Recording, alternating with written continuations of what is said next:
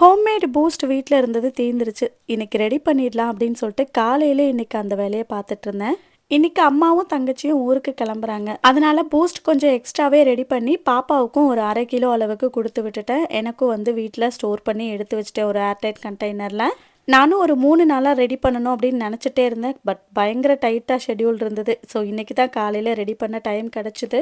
நக்ஷுக்குட்டி எல்லாருமே சேர்ந்து தான் கிளம்புறோம் அப்படின்னு சொல்லிட்டு ஒரே ஜாலியா கிளம்பிட்டு இருந்தா. அதுக்கப்புறமா கொஞ்சம் தூரம் பஸ்ல போனதுக்கு அப்புறம் தான் வந்து ஒரு மாதிரி டல் ஆயிட்டா அப்படின்னு சொல்லி தங்கச்சி சொல்லிட்டு இருந்தா. ஸோ ஒரு வழியா அவங்க எல்லாருமே கிளம்பிட்டாங்க. அவங்க காலையில ஒரு 11 மணிக்கு போல வீட்ல இருந்து கிளம்புனாங்க. ஸோ லஞ்சும் வந்து பார்த்தீங்கன்னா தயிர் சாதமும் கத்திரிக்காய் பொரியலும் மட்டும் ரெடி பண்ணி அவங்களுக்கு பேக் பண்ணி கொடுத்து விட்டுட்டேன்.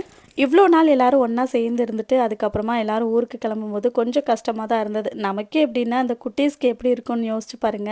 த்ரிஷன் குட்டி அவங்க கிளம்பும்போது நல்லா டாட்டா பாய் பாய் சொல்லிட்டா. வீட்டுக்கு வந்ததுக்கப்புறமா பாப்பா தாத்தான்னு எல்லாரையும் சொல்லி கேட்டுட்டே இருந்தான்.